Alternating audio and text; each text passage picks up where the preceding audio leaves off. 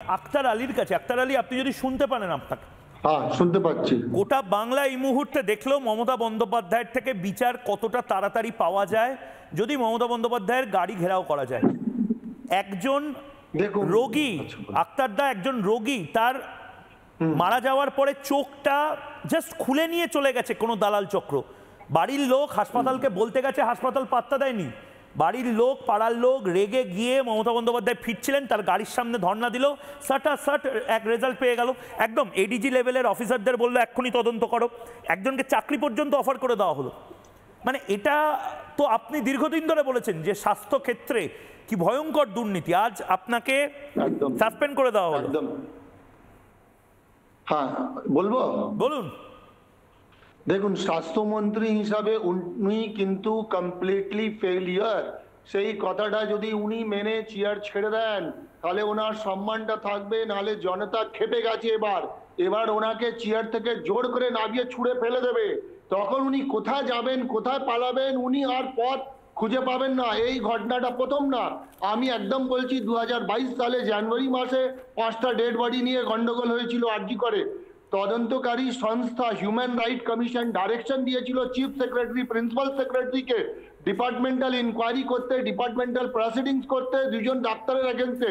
আজ অবধি কিছুই হয়নি। মূল্য কথা কে, এই প্রিন্সিপাল সেক্রেটারি নারায়ণ স্বরূপ নিগম যতদিন চেয়ারে বসে থাকবেন এই ধরনের দুর্নীতি হতে থাকবে under the leadership of MIC health. তার মানে হচ্ছে ওনার আন্ডারে যে আছেন সেও আবার সেরকম অখাদ্য লোক। এবার নেক্সট হচ্ছে বর্ধমান মেডিকেল কলেজ থেকে একটা ডেড বডি উত্তরাখণ্ড একদম রেড হ্যান্ডেড ধরা পড়ে।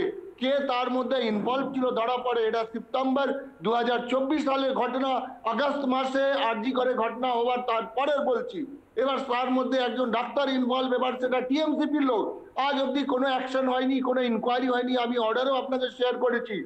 এখন হচ্ছে জনতাকে এবার নামিয়ে দিতে হবে, নালে উনি সর্বনাশ করে দিয়েছেন। যেটা আক্তার আলী আমাকে একটা কথা বলুন, আক্তার আলী আমাকে একটা কথা বলুন, এই বারাসত মেডিকেল কলেজে চোখ কি করে চুরি হয়ে যেতে পারে? মানে মৃতদেহের আংটি চুরির আমরা খবর করেছি, সোনার দুল চুরি হয়েছে অনেক মৃতদেহের থেকে, সেগুলোও খবর করেছি।